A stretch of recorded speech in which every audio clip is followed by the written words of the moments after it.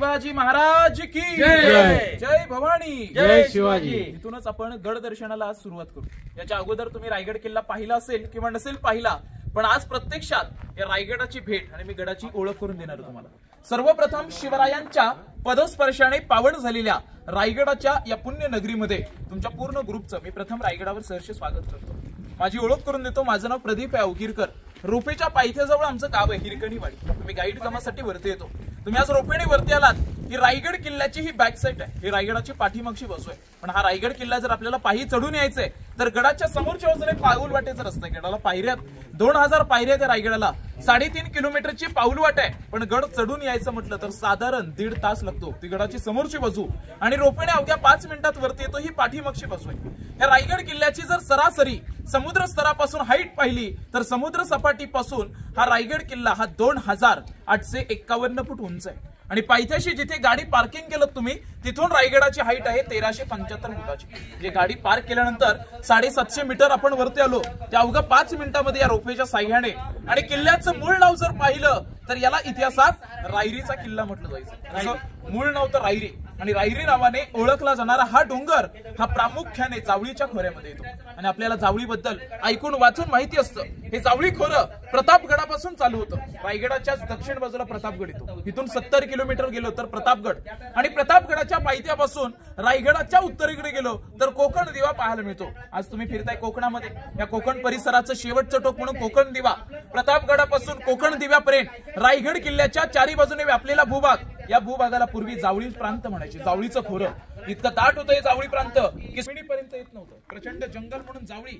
आणि हा जावळी प्रांत त्यावेळी मोऱ्यांकडे होता. जावळीचे चंद्रराव मराठी सरदार आदिलशाहीकडे चाकरी करायचा. म्हणजे पूर्वी या जावळी प्रांतात आदिलशाही होती आणि आदिलशाह दरबारात चाकरी करणारे मोरे ते कारभार करायचे. आणि आपले राजे होते ना ते पुण्यातून कारभार करायचे. पुण्यामध्ये गेलात तर वेल्हा तालुका आहे आणि वेल्ह्यामध्ये तोरणा आहे, राजगड आहे. स्वराज्याचं तोरण बांधलं तो तोरणा. राजगडाला राजधानीचा दर्जा दिला आणि 26 वर्ष कारभार हा राजगडावरून केला. पुण्यामधून राज्यकारभार राजगडावरून चालू होता.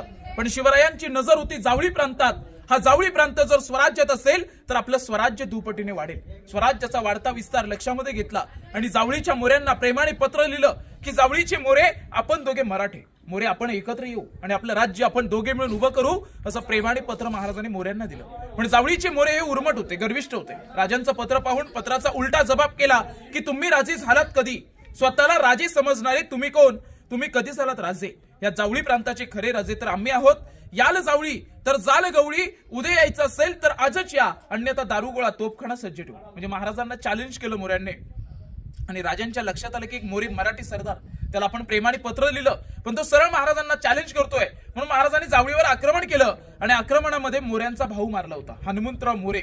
लढता लढता सूर्याजी काकडे या मावळ्याच्या हातून हनुमंतराव मोरे मारले गेले. हनुमंतराव मोरे मारले ही बातमी चंद्रराव मोरेला कळली तर तो घाबरला की आपल्या भावाला मारलं म्हणजे इथे दगाफटका आपल्याला पण होईल. या भीतीपोटी ते महाराजांना शरण आले आणि शरण येऊन हे जावळी प्रांत 15 मे 1656 साली महाराजांच्या ताब्यामध्ये दिलं. जावळी ताब्यात आली त्यावेळी किल्ल्याला रायरी म्हणायचे.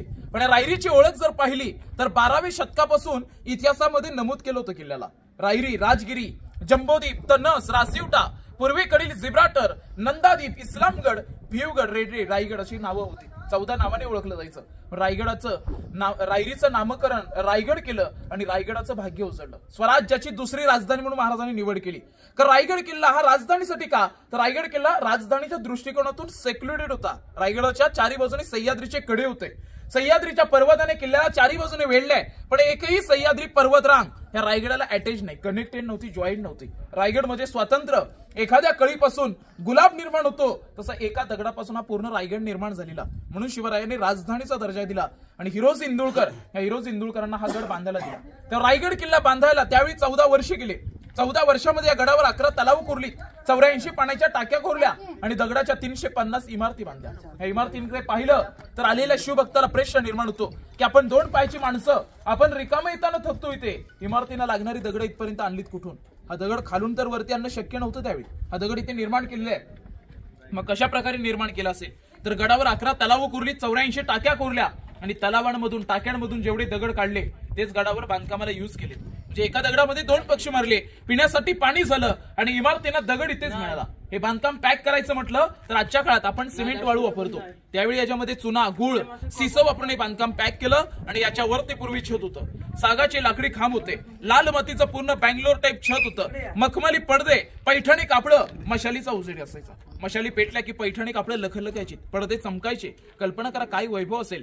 पण अखेर रायगड ब्रिटिशांनी उद्ध्वस्त केला तेव्हा इतिहासाच्या नोंदीप्रमाणे हा रायगड 11 दिवस जळत होता. म्हणजे लाकडी स्ट्रक्चर जेवढं होतं वरती हे पूर्णपणे जळून खाक झाले.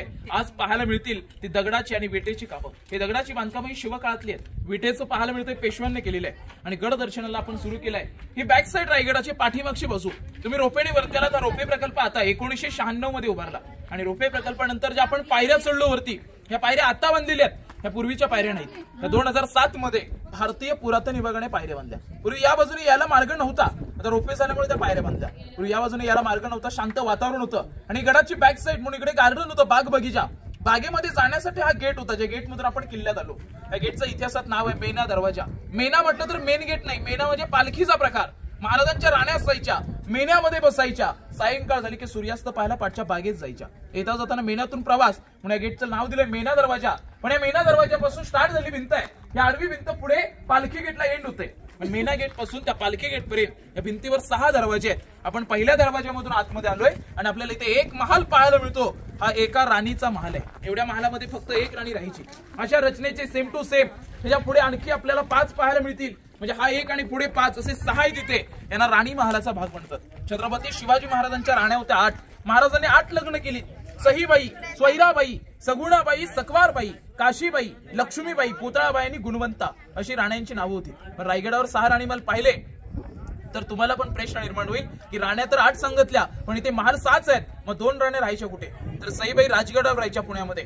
संभाजी महाराजांची आई सईबाई, शंभूराजे 2 वर्षाचे होते तेव्हा सईबाईंचं निधन झालं राजगडावरती. आणि रायगडाच्या पायथ्याजवळ तुम्ही येताना पाचडगाव पाहिलं असेल सगळ्यांनी, तर पाचडगाव मध्ये जिजाऊंचा वाडा होता. महासाहेब खाली राहायच्या, उतरतं वय होतं, गडाचं क्लायमेट सहन होईना म्हणून पायथ्याशी 9 एकराचा वाडा.